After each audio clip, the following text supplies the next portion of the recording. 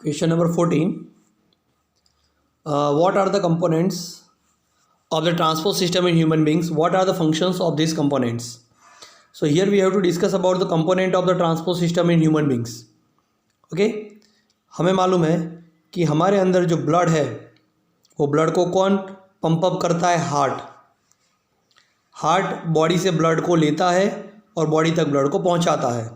लेकिन ये ब्लड के ट्रांसपोर्टेशन में उसको हेल्प करते ब्लड वेसल्स और blood cells, anyone blood vessels. So let us understand about this all component of the transport system one by one. First, heart receive and pump the blood.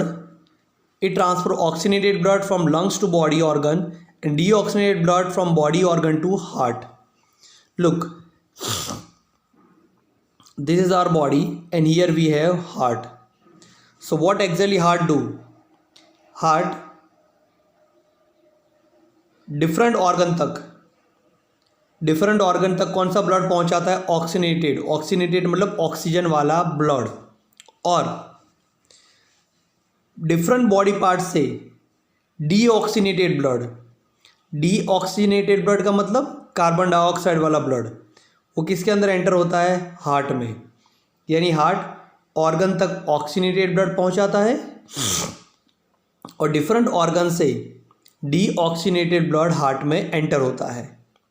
तो simple, heart do only one function, receive and pump the blood. यानी यहाँ से blood को receive करता है deoxygenated यानी carbon dioxide वाला, और ऑक्सीजन वाला पंप अप करता है।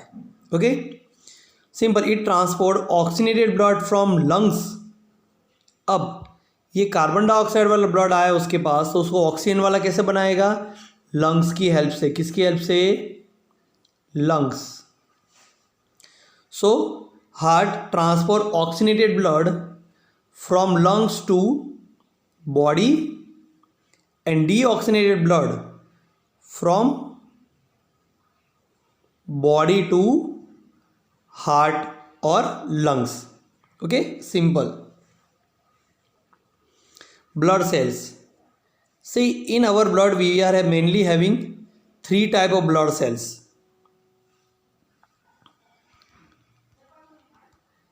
Yellow color plasma present in our blood.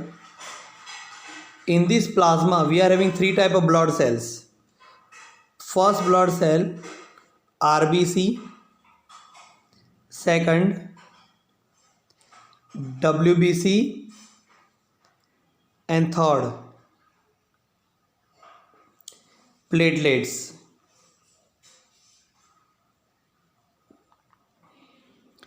Let us understand function of them. जैसे RBC यानी रेड ब्लड सेल, वो क्या करते हैं? ये ट्रांसपोर्ट ऑक्सीजन, जो हार्ट से ऑक्सीजन आता है, ठीक है, वो पूरे बॉडी के ऑर्गन में ट्रांसपोर्ट करता है।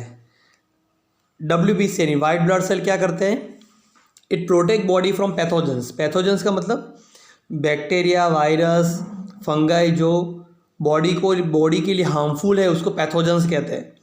उनसे बॉडी को प्रोटेक्ट करता है and provide immunity. Platelets, it help in blood clotting during injury. Let me explain. Suppose यहाँ पर आपको चोट लगी, ठीक है, लेग के ये पार्ट में, तो यहाँ से ब्लड फ्लो होना स्टार्ट हो जाएगा। तो क्या होता है कि हमारे ब्लड के जो वाइट ब्लड सेल है, इसको वुंड कहते हैं, जहाँ से ब्लड बाहर निकलना स्टार्ट होता है, उसके surrounding white blood cell arrange हो जाते हैं, उसके ऊपर प्लेटलेट्स अरेंज हो जाते हैं। तो ये ब्लड यहाँ से निकलना बंद हो जाता है। This is called blood clotting. तो जब भी इंजरी होती है तो ब्लड को क्लोट कर रहे हैं, ब्लड को बहने से रोकता कौन है? प्लेटलेट्स। और last plasma, a transport food, carbon dioxide, oxygen and nitrogenous waste. Let us see this all part through video.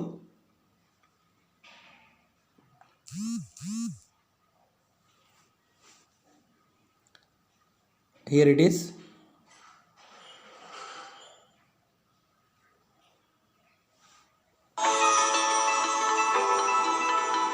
See clearly you can see over here. 10 pints of life force coursing through thousands of miles of arteries, veins, and capillaries. Those blood vessels carry blood to every other organ, keeping them functioning and thriving. These all are the arteries and vein. Red color arteries, blue Our color vein. red blood cells carry oxygen and WBC. nutrients. Sorry, RBC. Our platelets stop bleeding platelets and help हैं. to heal our wounds. ये Our white white blood cells cells. protect us against infection.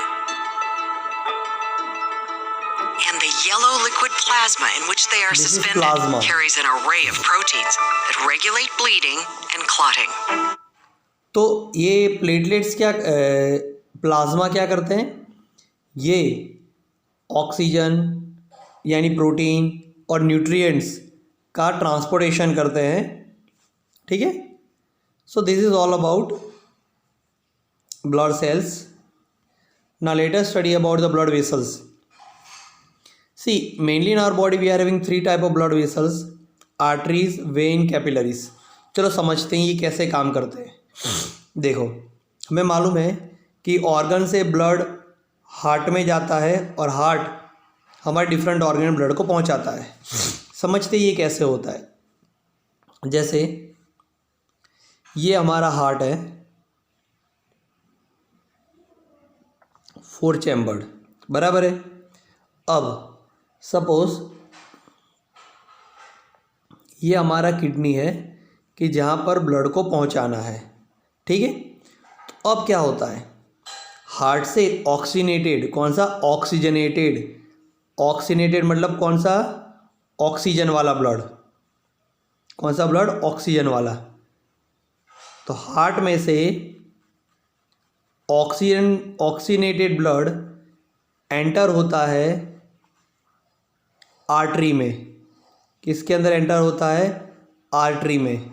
फिर जब artery organ के पास पहुंचती है तो बहुत सारे स्मॉल ट्यूब्यूल्स में डिवाइड हो जाती है, जिसको हम कहते हैं कैपिलरीज. क्या कहते हैं, capillaries.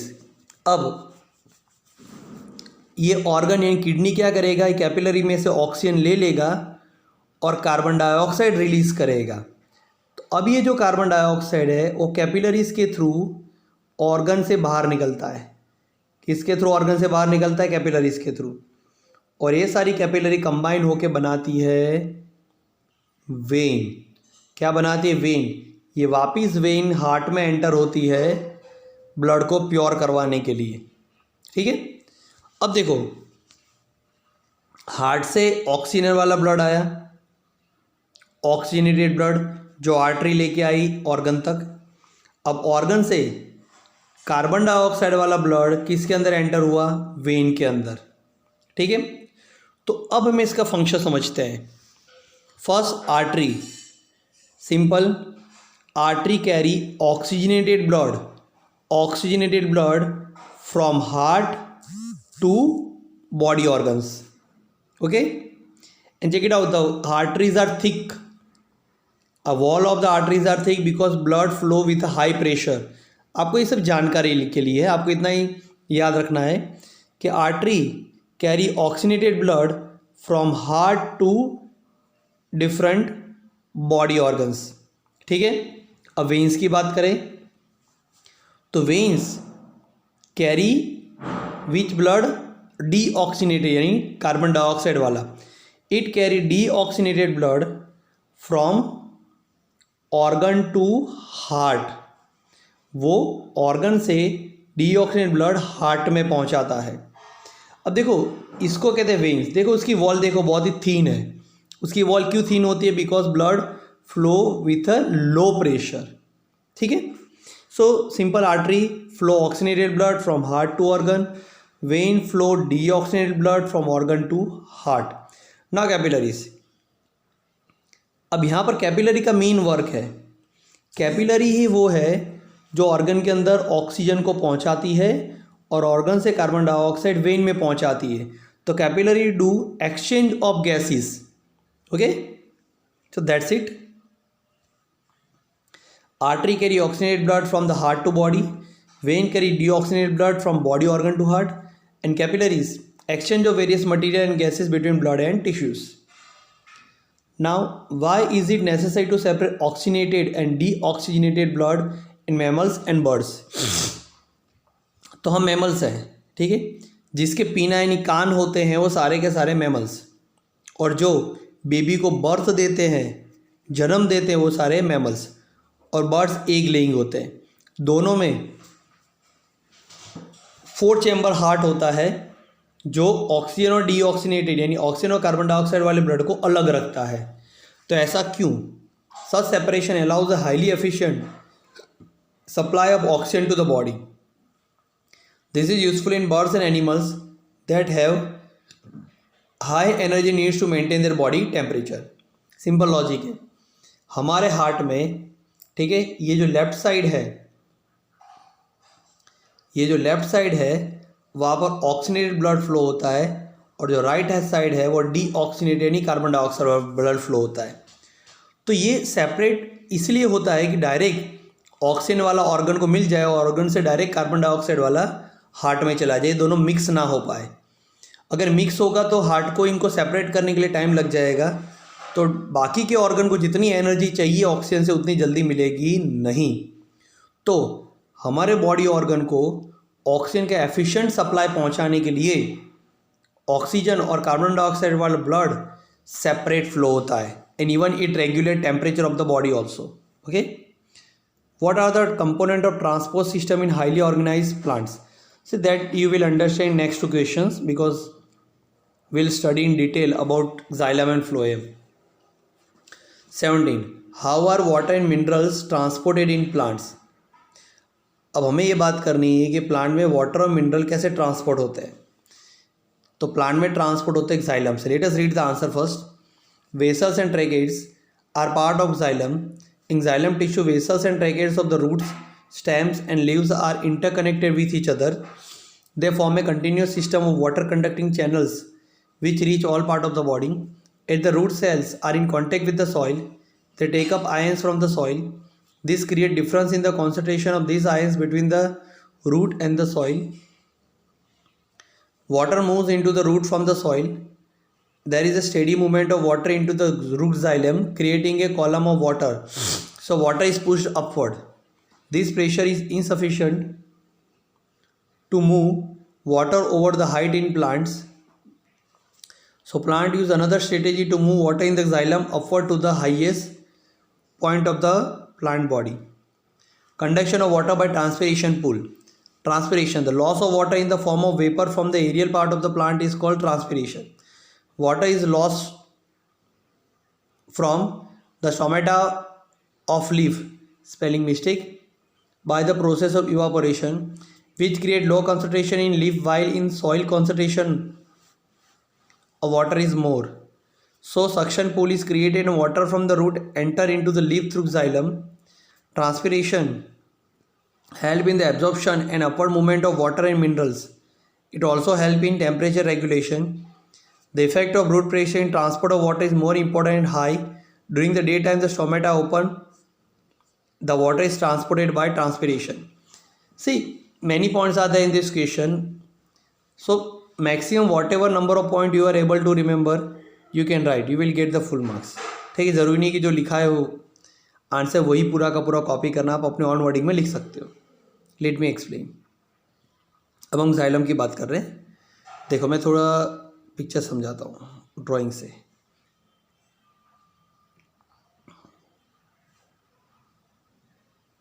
See, these are the roots which are directly in contact with the soil, which are having water. ठीक है, सॉइल के कांटेक्ट में होते हैं रूट, इसके अंदर वाटर होता है। अब जाइलम के अंदर जाइलम वेसल्स होते हैं। क्या होते हैं? ये जो मैंने ड्रॉ की वेसल्स ड्रॉ की, ठीक है। अब हमें यहाँ समझना है कि कैसे ट्रांसपोर्टेशन होता है, ठीक है। चलो समझते हैं। मुझे फिर से ड्राइंग करना पड़ेगा।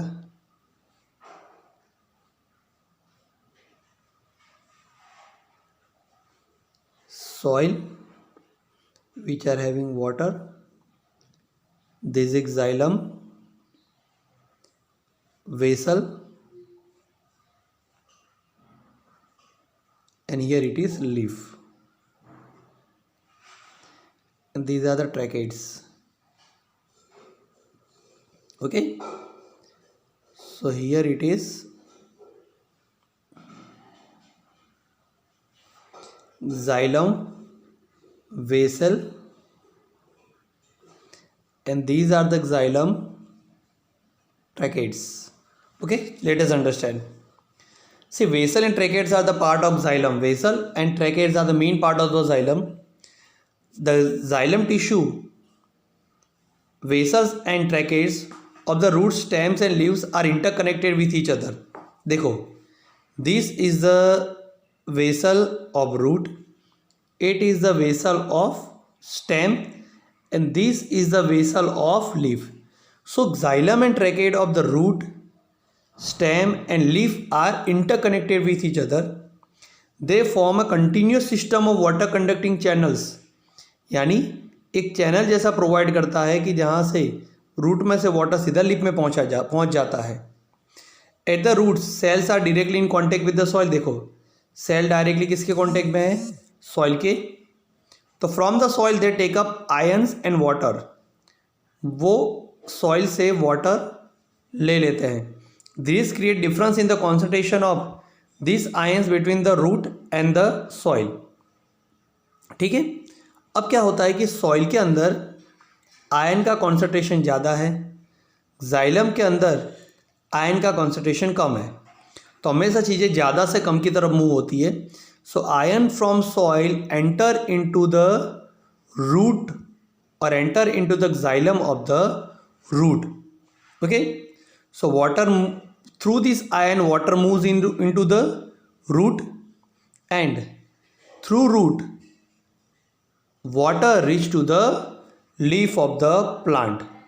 Okay, so in this way water is transported from root to leaf. Simple 6 point you have to write ke vessels and tracheids are the part of the xylem.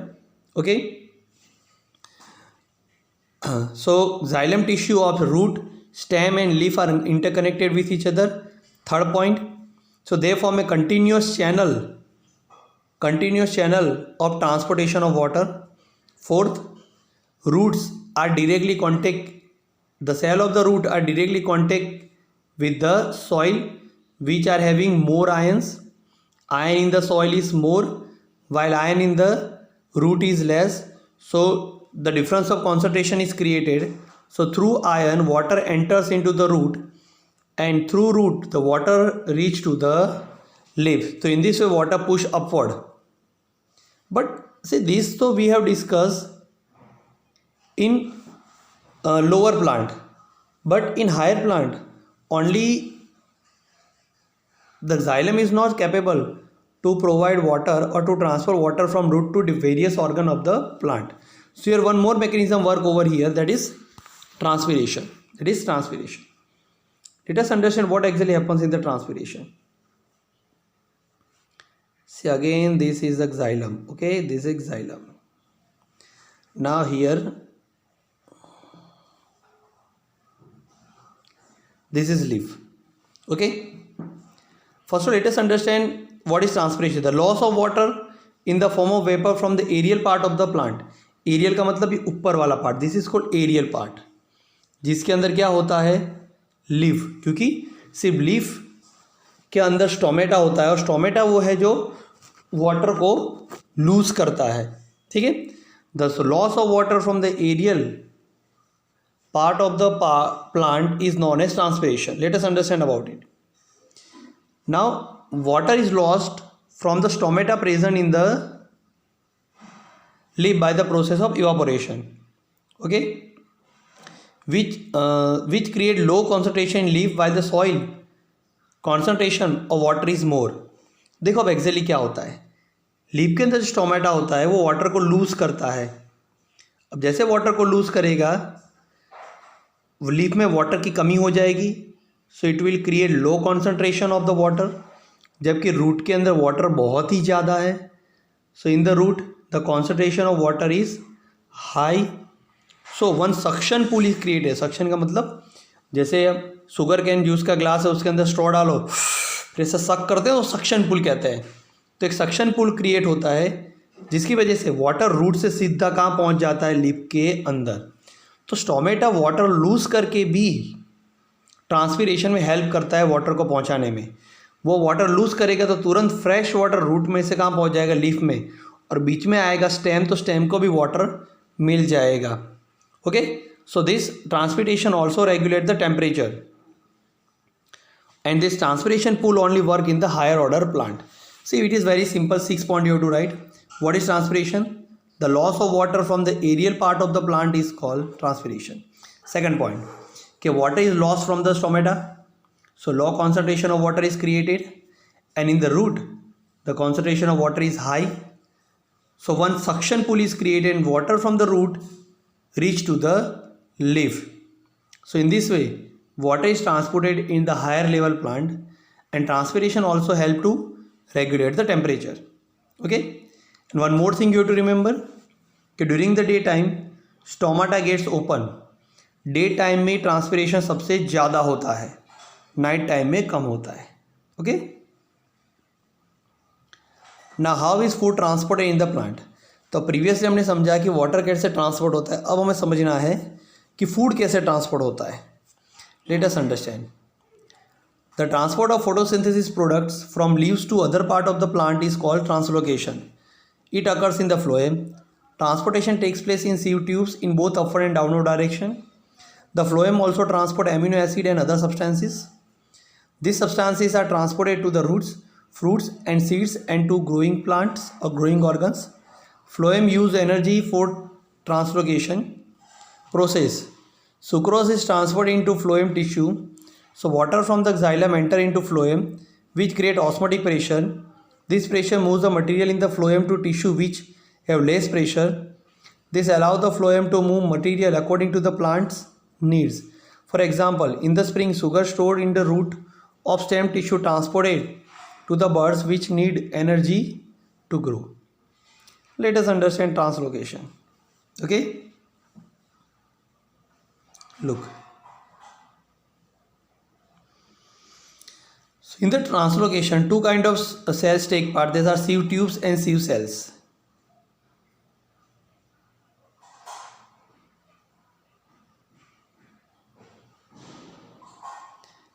It is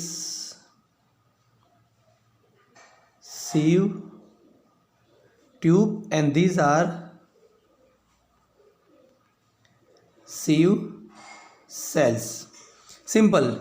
The transport of water in the plant is called transportation, and transport of photosynthesis product मतलब food from leaves to other part of the plant is called translocation. Obvious, क्यों leaves से दूसरे part में, क्योंकि leaves ही photosynthesis process करती है और food leaf में ही बनता है. That's why leaf is called kitchen of the plant. तो simple, the transport of photosynthesis product from leaves to other part of the plant is called translocation. Second point, it occur in the phloem. Okay, third point, the transportation of photosynthesis products takes place in sieve tube and sieve cell, and even phloem also transport amino acid and other substances. amino acid मतलब amino acid वो होते हैं जिससे protein बनता है और जिससे different cells बनते हैं, वो भी ट्रांसपोर्ट कौन करता है, phloem. These substances are transferred to the roots, fruits and seeds to the growing organs. Simple, आपको 5 पॉइंट याद रखने हैं. पहला point, definition. The transport of food, transport of photosynthesis product from leaf to various organ of the plant is called translocation. Second, it takes place through phloem. Third point, part of the phloem are sieve tube, sieve cell.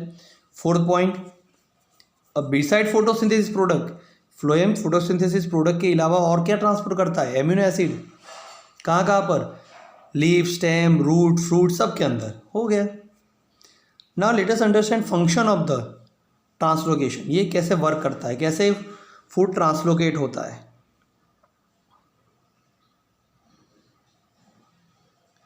ये सीव vessel है और sieve tube. और ये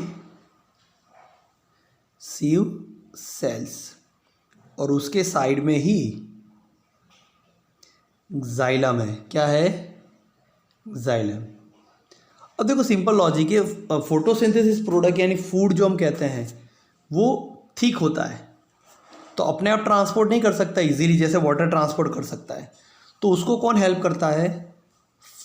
xylem. अब देखो food का transportation leaf से root तक भी चाहिए यानी डाउनवर्ड डायरेक्शन में, और लीफ से प्लांट के टिप तक भी चाहिए सबसे ऊपर के पार्ट में, तो अपवर्ड। तो ट्रांसलोकेशन अपवर्ड डाउनवर्ड दोनों डायरेक्शन में होता है। अब समझते हैं कैसे होता है। देखो generally what ever photosynthesis product produce by the leaf enter into the phloem. अब ये फोटोसिंथेसिस प्रोडक्ट क्या सेक्रेट करता है? सुक्रोज। क्या सेक्रेट करता है? Sucrose. Sucrose create one suction pool. अब सुक्रोज क्या करता है? सुक्रोज की वजह से जाइलम में से वाटर फ्लोएम में एंटर होता है। किसके अंदर एंटर होता है? फ्लोएम में। अब जैसे वाटर फ्लोएम में एंटर हुआ, अब ऑस्मोटिक प्रेशर क्रिएट होता है। ऑस्मोटिक का मतलब वाटर से क्रिएट होने वाला प्रेशर। तो ऑस्मोटिक प्रेशर की वजह से वाटर के साथ ये जो फोटोसिंथेसिस प्रोडक्ट है लीफ की, वो वाटर के साथ प्लांट के वेरियस ऑर्गन में पहुंच जाता है, यानी चाहे वो रूट हो या तो ब्रांचेस हो। तो वाटर के प्रेशर की वजह से फोटोसिंथेसिस प्रोडक्ट प्लांट के डिफरेंट पार्ट में पहुंच जाता है। ठीक है, इस तरह से ट्रांसपोर्टेशन होता है। सिंपल आपको 5 पॉइंट याद रखना है कि sucrose transfer into the phloem tissue. अब जैसे सुक्रोज ट्रांसफर होगा क्या उसके अंदर एंटर होगा? So water from the xylem enter into the phloem. So with pressure created? Third point, osmotic pressure is created. So with water this photosynthesis material push to different part of the plant like root and branches. Okay, so this is a function. Now 19th number question, describe the structure and functioning of the nephron. Let us read. Structure of nephron. Nephron is a structural and functional unit of kidney. Each kidney have large number of nephrons. Nephron begins with cup-shaped Bowman's capsule and ends in collecting tubules. Many capillaries present in the Bowman capsule known as glomerulus. The function of nephron is filtration of blood. Blood with waste material enter into the glomerulus and Bowman capsule filter the blood. Now filtrates enter into long tube of nephron where glucose amino acid salt, it is salt, and water reabsorb. Now nitrogenous substance like urea, uric acid with water enter into urinary bladder. It is called urine. Urine go out of the body through urethra. Urine is stored in the urinary bladder. Urine from the urinary bladder go out body through urethra. Let us understand first of all structure of the nephron.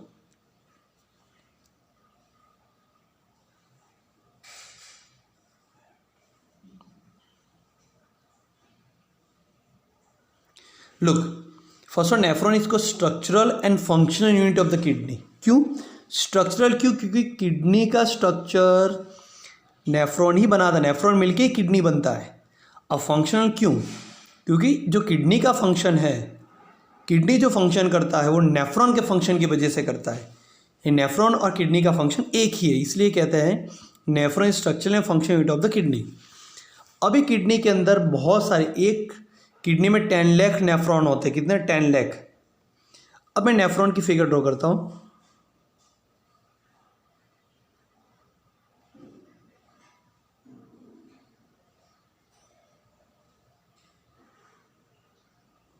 ठीक है,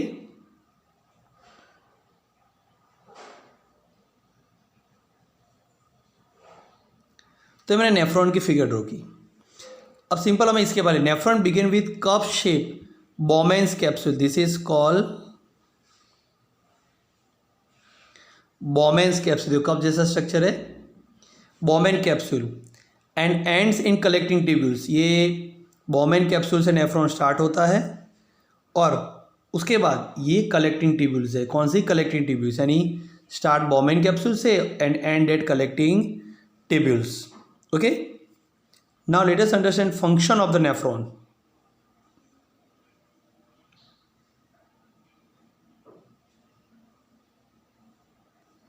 Okay, for to understand function I must have to draw figure of nephron. This is kidney,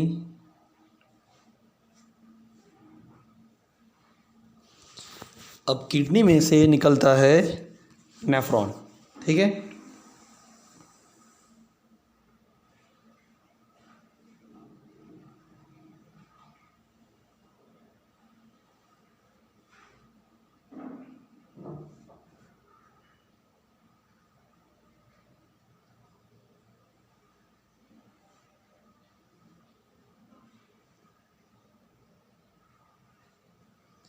देखो बीच का जो structure है आपको जिस तरह से ठीक लगे आप ड्रॉ कर सकते हो।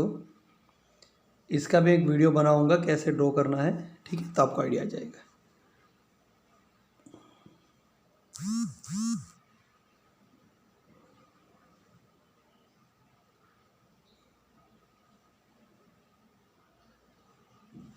Okay, let us understand. See, mainly the filtration takes place in Bowman's capsule. We know very well it is called Bowman's capsule. First of all, blood enter into the Bowman capsule. Blood enter into the Bowman capsule. In this Bowman capsule only oxygen, water and all the nutrient are absorbed. Blood के अंदर जितनी ज़रूरी चीज़ें हैं maximum चीज़ें Bowman capsule में ही absorb हो जाती है। अब एब्जॉर्ब होने के बाद, ठीक है, ब्लड में से जो वेस्ट निकलता है, क्या निकलता है, वेस्ट, वो जाता है नेफ्रॉन के अंदर एंटर होता है, जिसको फिल्ट्रेट कहते हैं।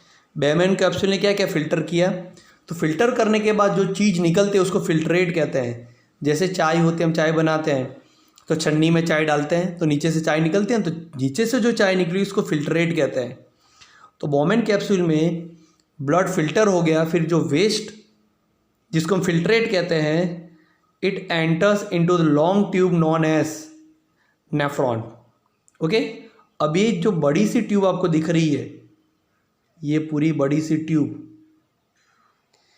इसके अंदर ये फिल्ट्रेट एंटर होता है। लेकिन देखो maximum nutrients, water, oxygen nephron में से ही एब्जॉर्ब होके ब्लड में वापस चला गया था। अब इसके अंदर जो एंटर हुआ, वेस्ट एंटर हुआ, लेकिन अभी ये वेस्ट के अंदर भी अगर ग्लूकोज है, क्या क्या चीज़ें हैं, ग्लूकोज है, एमिनो एसिड है, और अगर प्रोटीन है, ग्लूकोज, एमिनो एसिड, सॉल्ट और वाटर, ये वेस्ट के अंदर भी अगर ये चार में से कोई भी चीज़ है तो यहाँ पर रीएब्जॉर्ब हो जाता है। ये जो आपको कैपिलरीज दिख रही है वो उसको रीएब्जॉर्ब करता है। अब रीअब्जॉर्ब करने के बाद लास्ट में जो चीज़ बचती है उसके अंदर सिर्फ नाइट्रोजेनियस सब्सटेंसेस होते हैं। नाइट्रोजेनियस सब्सटेंस मतलब कौन से, यूरिया और यूरिक एसिड, जो एंटर होता है कलेक्टिंग ट्यूब्यूल्स में। किस में, कलेक्टिंग ट्यूब्यूल्स में, जिसको हम क्या कहते हैं, यूरिन। अब कलेक्टिंग ट्यूब्यूल से ये एंटर होता है, ये देखो ये किडनी में से बाहर निकलता है जिसको कहते हैं यूरेथ्रा, और वहाँ से एंटर होता है यूरिनरी ब्लेडर में।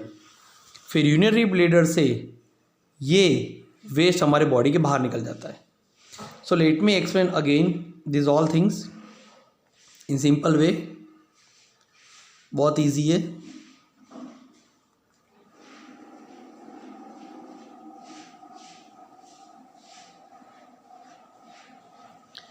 This is Bowman capsule.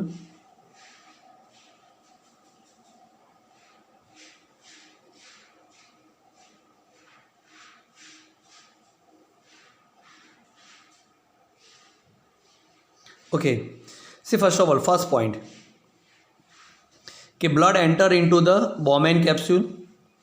Bowman capsule have many capillaries which is called glomerulus. क्या कहते हैं, ग्लोमेरुलस।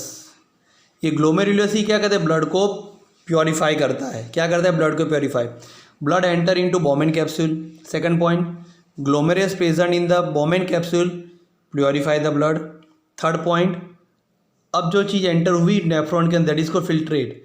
ना filtrate enter into the nephron, In this nephron, blood capillaries absorb glucose, amino acid, salt and water. ये जो waste enter हुआ उसके अंदर भी अगर ये सारी चीज़ें हैं तो रीएब्जॉर्ब हो जाती है. Fourth point, now waste enter into the collecting tubules, it is called urine. Fifth point, this urine have urea, uric acid. Okay. Sixth point, this nitrogenous substance from collecting tubules enter into the urethra. From urethra enter into the urinary bladder, and whenever there is a urge of urinary bladder, it go out of the body. urge का मतलब कि जब भी brain से signal मिलते हैं तो urinary bladder contract होता है और यूरिन हमारी बॉडी से बाहर निकल जाता है. So this is function of the nephron. Clear? What are the method used by plant to get rid of excretory products? What are excretory waste in plant? See, simple. Excretory product का मतलब unwanted material. The process of removal of unwanted material from the organ or from the organism is called excretion. अब देखो plant क्या क्या remove करता है? Carbon dioxide, oxygen भी remove करता है. It also remove water and fruits also, है ना. तो प्लांट ये जितनी चीज़ें कोई भी ऑर्गेनिज्म अपनी बॉडी से रिमूव करता है उसको वेस्ट कहते हैं. भले प्लांट के लिए वेस्ट है लेकिन हमारे लिए चीज़ काम की है वो अलग बात है. तो हम देखते हैं कैसे कैसे प्लांट रिमूव करता है. Carbon dioxide, plant produce carbon dioxide as waste during respiration. तो प्लांट हमें मालूम है दिन में फोटोसिंथेसिस करता है, यानी कार्बन डाइऑक्साइड लेता है और ऑक्सीजन को रिलीज़ करता है, लेकिन रात को वो रेस्पिरेशन करता है हमारी तरह, ऑक्सीजन लेता है और कार्बन डाइऑक्साइड रिलीज़ करता है. तो plant remove carbon dioxide, plant produce carbon dioxide as a waste during respiration. Carbon dioxide respiration से प्रोड्यूस होता है. ऑक्सीजन कैसे प्रोड्यूस होता है? फोटोसिंथेसिस से. Plant remove oxygen as waste during photosynthesis. Water, excess water is remove through transpiration. हमने देखा कि जो स्टोमेटा होता है वो एक्सेस वाटर लूज करते हैं, ठीक है, by the process of transpiration. What is transpiration? The loss of water from the aerial part of the plant is called transpiration. Some waste product like gums and resins are stored in the older xylem tissue. अब plant है, plant के अंदर से बहुत सारे resin निकलते हैं जिसको हम गम कहते हैं, ठीक है, जो बहुत सारे चीज़ें बनाने में यूज़ होता है, वो भी प्लांट का वेस्ट ही है. How is amount of urine produce regulated, यानी हमारी बॉडी के अंदर यूरिन कैसे रेगुलेट होता है, ठीक है. देखो सिंपल लॉजिक है, जब भी हमारी बॉडी से यूरिन निकलता है या यूरिनरी ब्लेडर से, तो यूरिन के साथ वाटर भी निकलता है. हमें मालूम है कि जितना ज़्यादा वाटर पीते हैं उतना ज़्यादा हम यूरिनेशन करते हैं. तो ये कैसे होता है? जब हमारी बॉडी में वाटर बढ़ जाता है, हम ज़्यादा पानी पीते हैं, तो क्या होता है, हमारा बॉडी ब्लड के अंदर का पूरा वेस्ट वाटर के साथ बाहर निकाल देता है. यानी जितना ज़्यादा हम पानी पिएंगे उतना ज़्यादा हमारा ब्लड का वेस्ट बाहर निकलेगा. तो ज़्यादा पानी पिएंगे तो बॉडी ज़्यादा वेस्ट बाहर निकलेगा, हमारा ब्लड ज़्यादा प्योर होगा. कम पानी पिएंगे तो हमारा बॉडी कम वेस्ट बाहर निकालेगा ब्लड से, ठीक है. तो इस तरह से हमारे अंदर यूरिन के थ्रू वाटर रेगुलेट होता है. ज़्यादा वाटर बढ़ जाता है, यूरिन के थ्रू बाहर निकल जाता है. कम वाटर होता है तो यूरिनेशन कम होता है. The amount of urine depend on how much excess of water is in the body and how much water soluble waste is to be excreted. यानी हमारे बॉडी के अंदर कितना वाटर है और ब्लड के अंदर से कितना वेस्ट निकालना है, उसके अंदर से उसके ऊपर डिपेंडेंट होता है urination. If the amount of water and dissolve waste in the body are more, यानी वाटर और सॉल्ट यानी वेस्ट ज़्यादा है तो ज़्यादा यूरिनेशन होगा, urine will be more. And if the amount of waste is less and amount of urine produce will be less. So that's it. All in-text question answer we have completed. So let's end this lecture. Bye. Have a safe day. Let us understand structure and function of nephron through video. Excretory system in human beings consists of a pair of kidneys. The longitudinal section of kidney shows two prominent regions, a cortex and a medulla. Inside the kidney, we observe numerous nephrons. Each nephron has a Bowman's capsule, a proximal convoluted tubule, a loop of Henle, a distal convoluted tubule that leads to a collecting duct. In the cavity of the Bowman's capsule, there is a bundle of capillaries known as the glomerulus. As blood flows through the glomerulus, water, salts, and waste diffuse into the Bowman's capsule. This liquid then passes into the PCT and the loop of Henle, where water and important salts are absorbed back into the blood vessel.